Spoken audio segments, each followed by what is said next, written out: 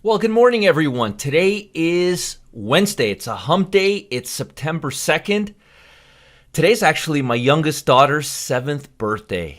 I'm a very, very happy father. It's Rachel's 7th birthday, and I'll post a picture of her on my Facebook group. If you guys want to say a happy birthday, please do visit my personal Facebook post for that. I want to talk about the economy. Yesterday, we had a slew of data. We had PMI manufacturing, we had ISM manufacturing, and we had construction spending. I want to show you some of these numbers because, for the most part, they were better than expected. Point 1, consensus was 1.1. Not too bad on construction spending. Nothing really horrible or really, really negative, but this is very important because I said manufacturing construction is going to speed up. Better than expecting manufacturing.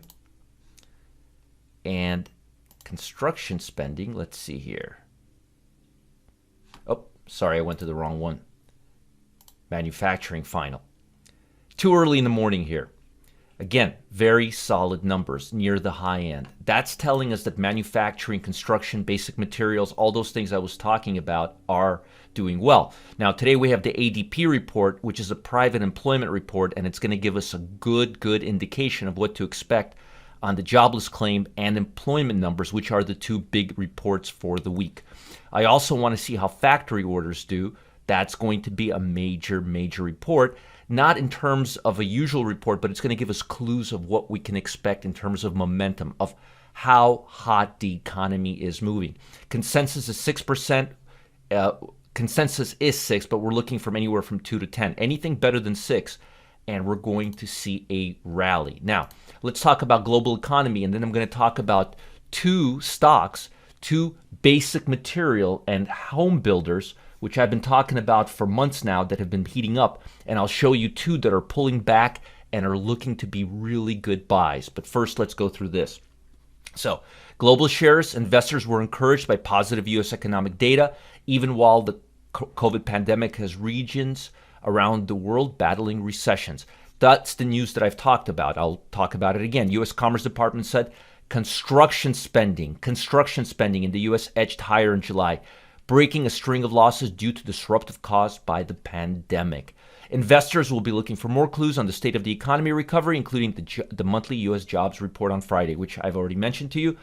Traders have been favoring technology stocks as the pandemic has dragged on, forcing millions of people to rely more than ever on internet-connected devices and online services for work, homeschooling, and communication, which goes to what I've been telling you guys, that the internet has become like a utility. Anything relating to the cloud, to the internet, is moving higher because people can't function without it. Think about it. 20 years ago, 10 years ago, even 5 years ago, somebody cuts off your water. What do? Somebody cuts off your electricity. What do? You're screwed, right? Well, think about all the people working from home right now, or getting educated from home, or doing their meetings from home, or even like my wife doing yoga, God only knows what, from home. The point is they're relying on technology like Zoom. I needed to sign a contract. I did it online versus DocuSign. The point is people are utilizing technology, the future technology, as if it was a utility. And this is going to continue for a substantially longer period of time. Now, I want to show you something, and I'll show you why I'm focused on this. If you look at market momentum levels, and I keep talking about this, and if you look at the NASDAQ index, you will see that the number of stocks above the 200-day moving average, and this is a very, very major indication of how things are going. If you look at a chart, you will see, notice that we're at 83 percentile. God, these lines let me just clear these studies here. There we go. Nope, didn't do it. Let me try that. Tools. There we go. If you look at this over a period, this is 20 years, but I don't think it's 20 years. I think it's only about 13 years. Look at what happens every time it gets above 80th percentile, and this is going lower. There's only so much that rubber band can go. We're already 83 out of 100 stocks. 83 out of 100 stocks are trading above the 200-day moving average. Once we get 85, 90th, 87 out of 100 stocks, it just can't sustain itself. And look, over the years, these numbers have been going lower and lower. We do have Fed putting in a lot of equity and a lot of liquidity into the market, so the number may go higher. But I'm telling you right now, don't expect a major rally from where we're at right now. Time to get cautious. What I typically do when I see a melt up in tech stocks, I move from equities to ETFs and then to cash. I don't go from equities to cash. I go from equities to ETFs to cash.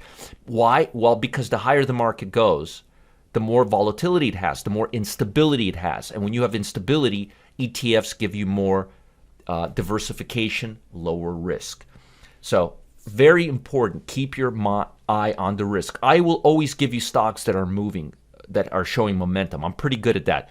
But you have to watch your risk, because remember, momentum, volatility, it's a double-edged sword. And again, we're already at 83rd percentile. So you got to be really, really cautious with technology stocks right now. But let me show you two other sectors.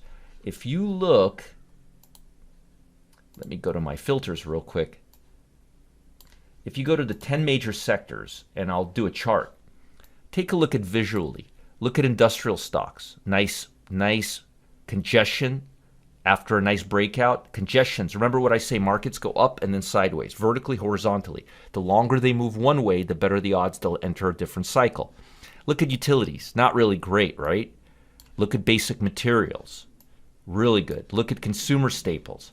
Healthcare's even looking good, but look at technology. It looks like it's just too high, too much, too fast. So out of all of these, the ones that I really, really like, I really like industrial, because it went up, it made new highs, and now it's been basing for about a month, and it looks like it's going to break out again. And I like, where is basic materials? Basic materials had a strong day yesterday because of the Fed data. So out of everything right now, I think tech needs to cool off, but I'm really, really hot on industrial and basic materials. Construction. And if you look at the S&P 500, you will see, and I've been telling you this should not be news to you. I've been telling you guys this for a while. Look at the stocks that are heating up right now. Of course, you have your Nvidia, you have your Apple, you have your Salesforce, but then look at over here when we go a little lower. You've got Qantas, power company, Deere, construction company. You've got tractor supply company. You've got retailers, Lowe's right here. This is 500 stocks. This is like the top 5%. Newmont Gold Corp, United Rentals, Fortune Brand Home and Security. The point that I'm making is that we're seeing a broader market, and I'm seeing more upside in growth for industrial and basic materials. And as you saw here, as I've been pointing out, that basic materials and industrial on my relative strength scan are now right behind tech and consumer discretionary. And these are defensive sectors, and they're rising right now. And I have a good sense that you'll see basic material, industrial, and consumer staples above tech and consumer discretionary once that NASDAQ takes a little dump. So again, I'm always thinking a few steps ahead. So that's why I'm looking at these home builders and basic materials companies that sell basic materials. Who sells supplies to build homes? Lowe's. Toll Brothers, one of the largest residential home builders. Residential construction is heating up. And these two stocks are doing what I call a 4x4 pullback.